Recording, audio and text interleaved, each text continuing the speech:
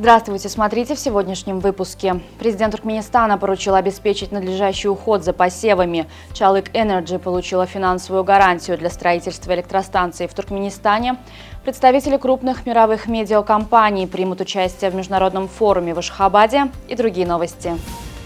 Держать под строгим контролем организованное и своевременное проведение сева хлопчатника, а также обеспечить надлежащий уход за посевами пшеницы и организованную подготовку к сезону производства коконов шелкопряда получил президент Сердар Бердымухамедов в ходе рабочего совещания по цифровой системе. Турецкая компания Çalık Energy получила финансовую гарантию от немецкого банка Commerzbank и швейцарского экспортно-кредитного агентства на сумму $586 миллионов США для строительства парогазовой электростанции мощностью 1574 мегаватт в городе Туркменбаши Балканского вилаята Туркменистана.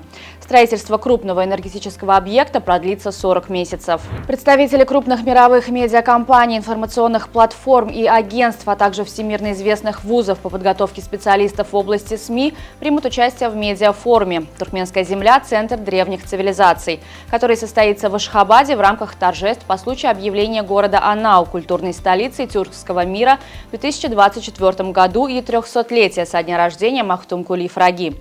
Форум стартует 28 марта в столичном отеле «Йылдыз». По инициативе посольства Туркменистана в Румынии совместно с дипломатическими миссиями Индии, Ирана, Казахстана и Турции в Бухаресте была организована выставка, посвященная празднованию Международного дня Новруз. Мероприятие ознаменовало приход весны и пробуждение природы, символизируя мир, согласие, добрососедство и дружбу между народами. В дни весенних школьных каникул на арене Государственного цирка Туркменистана ежедневно проходит по 2 представления. Чтобы поддержать интерес зрителей, творческий коллектив цирка постоянно обновляет номера программы. Но такие номера, как «Чарли Чаплин на катушке» или «Свободные кони», зрители всегда встречают с радостью. В новой программе также много номеров с клоунадой. Губернатор Флориды Рон Десантис подписал закон, ограничивающий доступ детей к социальным сетям. Согласно документу, детям до 14 лет запрещено заводить аккаунты в соцсетях. А 14 и 15-летним подросткам разрешено регистрироваться только с согласия родителей.